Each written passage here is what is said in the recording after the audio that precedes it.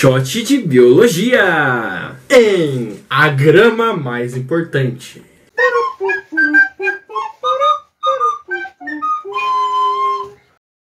Fala aí, pessoal, aqui quem fala é o Lucas. E aqui quem fala é o Vinícius. E nós somos ambos estudantes de Biologia na Universidade Federal do Paraná. Estamos aqui para poder entregar o conhecimento sem hierarquia ou julgamento. Porque é sempre bom lembrar que de shot em shot o conhecimento transborda. Ou a gente fica bêbado de conhecimento. E hoje, patrocínio especial, Paçoquita! O episódio de fotossíntese foi do Guaraná Jesus, agora estamos com Paçoquita. Eu gosto muito de uma. Tô brincando, gente, mas façam um apelo pra Paçoca nos patrocinar, porque a gente come demais da conta. Porque é importante lembrar aqui, é o meu sonho, gente. Quantas vezes a gente não matou aula no meio de uma aula de, sei lá, de análise de dados pra comprar bastante paçoca. Ou em casa, muita paçoca. Mas não matem aula nem por paçoca. Se for análise de dados ou, sei lá, fisiologia humana, qualquer outra coisa. Não, inclusive o episódio de hoje é sobre fisiologia humana. Mais especificamente sobre o sistema endócrino. A gente vai iniciar falando sobre o sistema endócrino hoje, falando sobre o hipotálamo, a hipófise, no geral. E o quão importante elas são pro nosso corpo e nosso desenvolvimento. Mas, Vinícius... Mas o que é o sistema endócrino, Lucas Barchechi? O sistema endócrino, cara, ele é um sistema praticamente para produzir hormônios. Esses hormônios servem para quê? Servem para garantir o nosso desenvolvimento, o nosso crescimento e garantir a homeostase, que é nada mais ou menos que o equilíbrio das nossas funções vitais, né? É muito importante. Demais da conta. Inclusive, a gente tem um episódio falando sobre fito-hormônios, que são hormônios das plantas. Só que, diferentemente dos hormônios das plantas, esses hormônios são produzidos em locais específicos, por sinais específicos, por glândulas, inclusive. Então, o sistema endócrino é uma junção das glândulas corporais com a hipófise e o hipotálamo. O sistema endócrino produz hormônio. Mas que diacho é hormônio, Vinícius? Hormônios são moléculas que podem ser produzidas através de lipídios, proteínas, entre algumas outras moléculas no geral, que possuem a função de regulação do nosso corpo. Importante lembrar que eles são transportados através do sangue. Isso que faz hormônio. Essa é o grande quesito do hormônio. Carregado pelo sangue, né? O hormônio também promove a comunicação, seja ela celular, tecidual, e além de muitas outras funções, como o Lucas comentou agora há pouco. E como também a gente falou no episódio de hormônios vegetais, o externo também impacta nessa produção hormonal. Por exemplo, o estresse na sua vida pode afetar a sua produção de hormônios. Esse estresse no ambiente pode fazer com que mulheres percam o ciclo menstrual, até acontecer aborto, e também o não crescimento. Crianças podem não crescer corretamente se tiver um ambiente muito estressado, né? Também a alimentação também deve influenciar nisso. Então, vários fatores externos afetam nessa produção de hormônios. A gente falou também do Fat on Fly, né? Que é, por exemplo, ver na nossa vida, no nosso dia a dia, um ladrão. Ou Bolsonaro. A gente libera adrenalina. Então, sinais externos fazendo que ocorra um sinal interno. Certinho? Certo? Esses sinais, eles são recebidos por mecanismos periféricos, normalmente, que levam sinais até o nosso sistema nervoso central. Tá, mas por que eu falei de sistema nervoso central, cara? Assim, tem diversos eixos de produção de hormônios no nosso corpo. Tem as gônadas, tem a tireoide, que é muito importante, em cima do rim, na suprarrenal. Tem vários locais de produção de hormônios no fígado, mas o mais importante de todos, a grama mais importante de todas, está no nosso sistema nervoso central, um grande chamado hipotálamo e a hipófise. Mas o hipotálamo é que faz parte do sistema nervoso central, né, diretamente. Vamos falar um pouco sobre esse eixo, um eixo geral dessa produção hormonal. O grande produtor, o que recebe as informações, tem neurônios especializados que produzem neurotransmissores e muitas outras coisas, é o hipotálamo. O hipotálamo é aquele grande centro operador hormonal.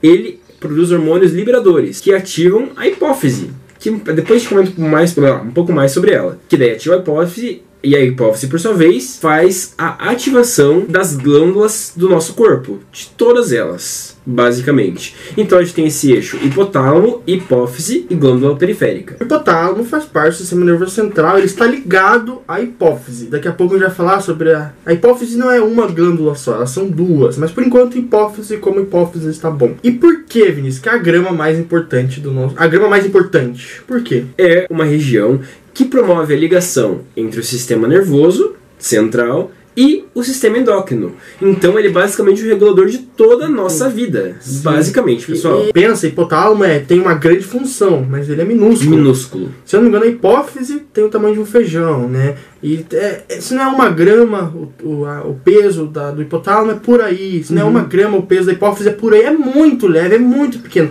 É tão pequeno, então é que os cientistas achavam que não tinha influência nenhuma lá nos anos 1900. Eles achavam que o hipotálamo e a hipófise não serviam para nada.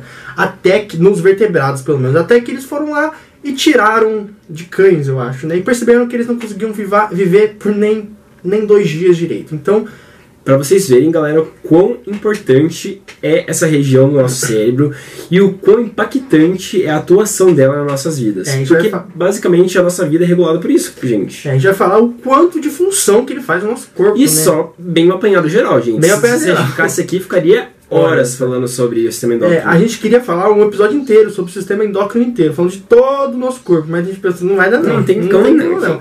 Só desse vai ocupar um tempo temporal. Então agora vamos começar falando do hipotálamo, da hipófise. Então, começando pelo hipotálamo, pessoal.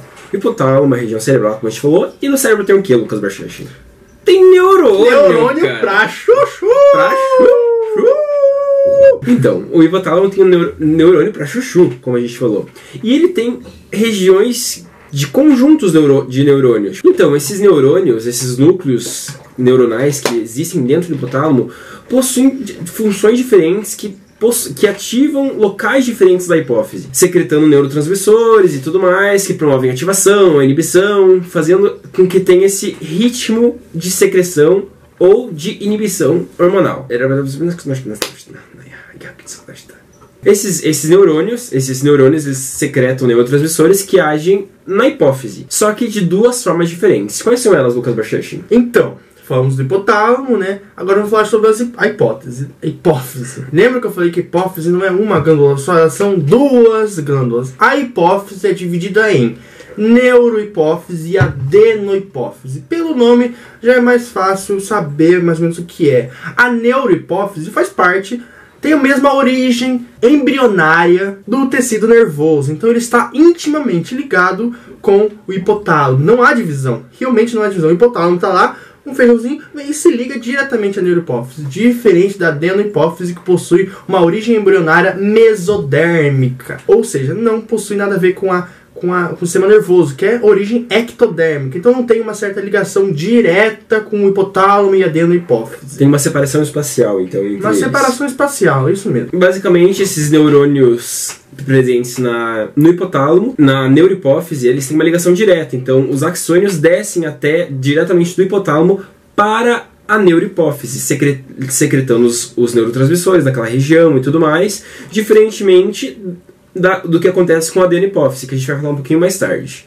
Tá, mas vamos focar então um pouquinho agora, começando na neurohipófise. O que acontece com esses hormônios, esses neurotransmissores que são secretados diretamente na neurohipófise? Tá, então sobre a neurohipófise, pessoal, esses neurotransmissores eles são diretamente secretados dentro dela.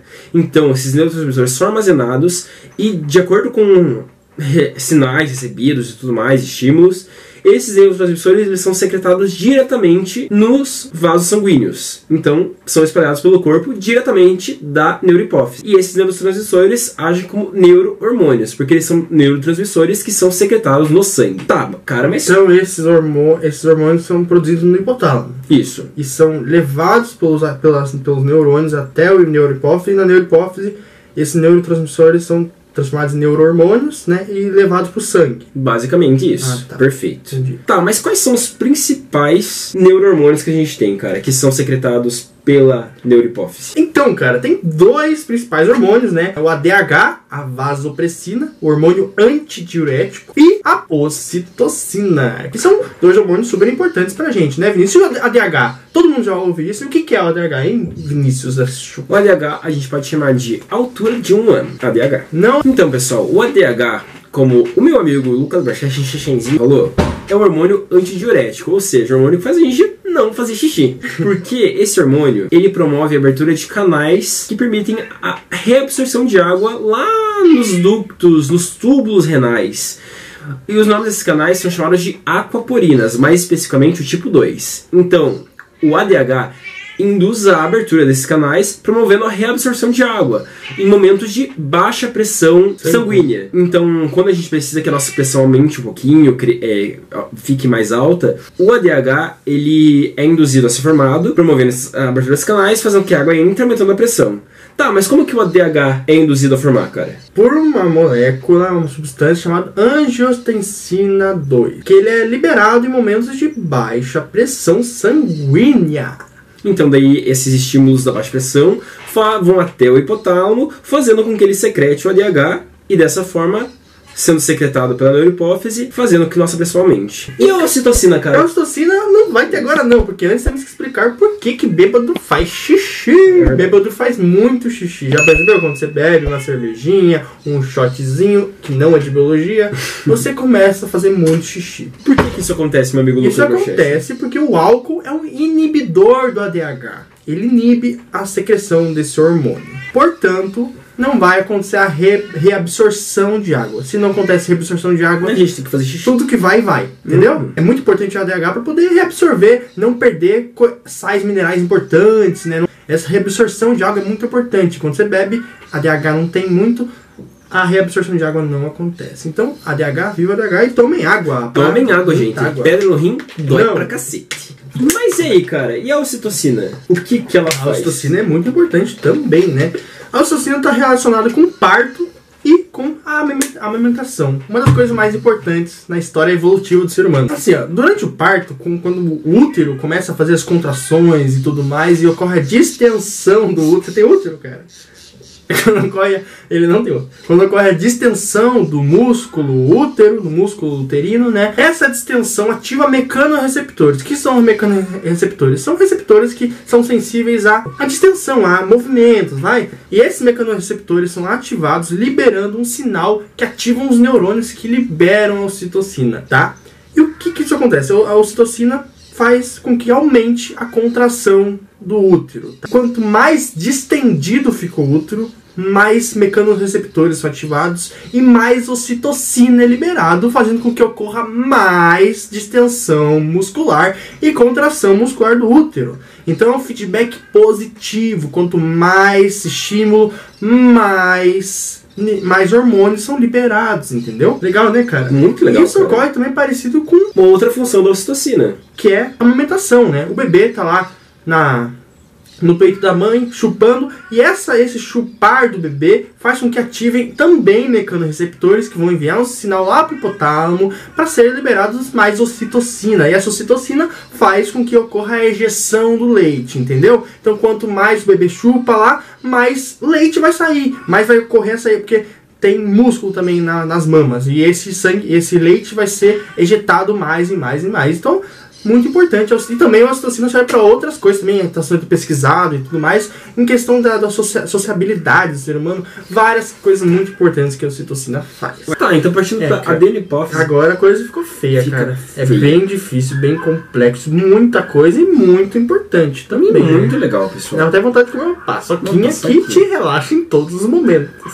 Tá, então a adenopófise, diferentemente da neurohipófise, como a gente comentou, tem essa separação espacial do hipotálamo. Não é ligado. Não tem uma ligação direta, pessoal. Não tem, não. Não tem. Tá, cara, mas como é que funciona, então? Como que funciona, então? Por meio de vasos sanguíneos, né? Basicamente, pessoal. Então, lá no hipotálamo tem uma região que tem muito axônio, vira um aglomerado nojento, assim, só de axônio, terminal axônico, que libera muito neurotransmissor naquela região, e esse aglomerado de axônios, de terminais axônicos, é chamado de eminência mediana. Essa eminência mediana é a região que permite a conexão entre o hipotálamo e a adenohipófise. Mas como que ela é conectada, como o Lucas falou? Através de vasos sanguíneos. Por veias, né? Por veias, enfim. Pensa assim, o hormônio ele é produzido em muita pouca quantidade, porque em muita quantidade pode dar disfunção, né? Então ele é produzido um pouquinhozinho assim, só para o necessário, né? Enfim, e pensa, se um pouquinho de hormônio fosse deixado no sangue inteiro, nos todos os vasos sanguíneos, a concentração seria muito baixa e a ação seria muito baixa também. Portanto, o que acontece é que essas veias vão bem perto delas e pegam esses hormônios, sabe? Para deixar a concentração mais alta nessa parte no sangue, né? É conectado por sangue, pelo sangue e tudo mais. Mas o que esses hormônios liberados pelo hipotálamo fazem na adenohipófise, meu amigo Xixi? Eles ativam ou inibem a produção dos hormônios que vão atuar nas glândulas do nosso corpo. Então isso aí entra naquele eixo que a gente conversou. Hipotálamo, adenohipófise, glândula periférica. Então, como o Lucas, meu amigo, falou, os hormônios, esses neurohormônios secretados pelo hipotálamo são chamados de hormônios liberadores. Mas para vocês entenderem, vamos falar um pouquinho sobre a adenohipófise especificamente. A adenohipófise é composta de regiões específicas, regiões chamadas de trófos, ou trófos adenohipofisários. São 5 regiões diferentes, que possuem células específicas que produzem hormônios específicos que vão ativar regiões de glândulas específicas do nosso corpo. E quais são essas 5 regiões principais, meu amigo? Agora vamos começar falando dos trófos, né? Que aí a coisa começa a ficar um pouco complicada, porque muita coisa não é complicado não, mas é meio muita coisa, né? O primeiro que a gente vai falar são os corticotróficos, certo? O primeiro, que fica lá no hipotálamo, ele produz o CRH, que é o hormônio liberador corticotrófico. Esse CRH vai ser levado lá para a adenohipófise, no local onde são produzidos o ACTH. E esse ACTH é liberado. Esse ACTH é chamado de hormônio adrenocorticotrófico. Pelo nome, acho que a galera já sabe o que esse adreno faz, né, pessoal? Ela age na suprarrenal, no órgão na glândula chamada suprarrenal, que é algo que fica em cima dos rins, certo? Agindo lá no córtex dessa suprarrenal e faz com que essa suprarrenal libere cortisol, o tão famoso cortisol, que nada mais nada menos faz o contrário da insulina. A insulina leva açúcar para dentro da célula, o cortisol pega o açúcar dentro da célula e coloca para fora no sangue. Associado ao estresse, associado a fight and fly, a fuga e luta, enfim. O cortisol é muito importante. Então, CRH no hipotálamo age na adenohipófise liberando ACTH. Esse ACTH vai agir lá na suprarrenal liberando o cortisol. Então, é uma via bem complexa e bem ampla, né, cara? E o próximo, qual que é? O próximo, pessoal, pelo nome acho que vocês sabem o que ele faz, é a região da adenohipófise chamado tireotrófo. Pelo nome vocês sabem que tem a ver com a tireoide, né, galera? Essas coisinhas bem nojentinhas aqui que a gente tem. Então, os corticotrófos os tireotrófos são estimulados pelo TRH, ou o hormônio liberador da tireotrofina. Então esse TRH é produzido lá no hipotálamo, vai pelo sangue até a adenohipófise e lá ativa a produção do TSH, que é o hormônio, que é a tireotrofina. Essa tireotrofina é levada pelo sangue até a tireoide, produzindo os tão famosos T3 e T4, que são hormônios muito importantes para o nosso metabolismo, tem a ver com nosso corpo inteiro, basicamente. Esses hormônios atuam conjuntamente com outros hormônios, produzido no hipotálamo o TRH, que ativa a adenohipófise a produzir o TSH, que por sua vez ativa a tireoide a produzir T3 e T4. E o próximo, Xixi? O próximo são os gonadotróficos, que pelo nome agem nas gônadas, certo? Eles, no hipotálamo, é liberado o GNRH, é o hormônio liberador das gonadotrofinas. Esse GNRH vai agir lá na adenohipófise, liberando FSH, é o hormônio folículo estimulante, e o LH, o hormônio luteinizante. Esse FSH e LH, que todo mundo conhece, vai ser levado lá para as gônadas, para os testículos e para os ovários, né? Estimulando a produção de testosterona e progesterona, estrogênios e androgênios no geral. Muito importante, né? Acho que não precisa nem falar o quão importante é isso, né, gente? Testosterona para reprodução, para nossa menstruação, tudo mais, pessoal. Basicamente tudo. E um outro trófo importante é o somatotrofo, sômato de corpo, pessoal. Então, essa via do trofo é ligada ao crescimento. Então, esse somatotrofo, ele é estimulado pelo GHRH, ou o hormônio liberador da somatotrofina. Então, o hipotálamo produz esse GHRH, que induz a produção de GH lá na adenopófise, e dessa forma esse GH é levado até o fígado, onde induz a produção do IGF-1, ou seja, o hormônio do crescimento. Então, nós também não precisamos nem comentar o quão importante é essa relação do crescimento do nosso corpo e como esses somatotrofos são importantes para a nossa vida. Então, é o mesmo mecanismo. Hipotálamo produz o liberador, que ativa o somatotrofina lá na adenopófise, que por sua vez ativa o fígado a liberar esse IGF-1. E eu vou tomar banho de chuva. E agora, para acabar, temos os lactotróficos, que são lactotróficos que produzem o PRH, que é o hormônio liberador da prolactina, que induz a liberação de prolactina, que faz o leite. Então, a ocitocina e a prolactina trabalham juntos. A prolactina produz o leite e a ocitocina para a injeção desse leite. E tem a relação com a tão famosa dopamina, né? A pessoa acha que sabe o que é dopamina, mas ninguém sabe nada, né? Acha que dopamina é o hormônio do prazer, que TikTok... Não, tem que estudar um pouquinho melhor. Tem a ver, mas é mais um hormônio da recompensa. Mas não é só isso também, porque a dopamina age em outras vias do nosso corpo, como inibindo a prolactina. Vinícius, a gente falou lá de feedback positivo, negativo. Que diacho é isso, hein, Vinícius? Então, feedback é aquela questão. Retroalimentação, traduzindo para o português, né, pessoal? Que é a questão, quanto mais produz, o que essa questão da produção vai gerar como resposta no nosso organismo? Talvez o excesso do hormônio produzido gere algum transtorno, algum problema, ou talvez o excesso gere alguma coisa boa e produza ainda mais disso. Então, como seria a retroalimentação positiva, cara? O próprio hormônio, a presença desse hormônio faz com que seja mais produzido esse hormônio. Exatamente. E o negativo é o contrário, né? A presença desse hormônio em uma certa quantidade faz com que ela seja inibida. E as alças, né? Que é chamado de alças longa ou curta e a ultra curta, né? Perfeitamente.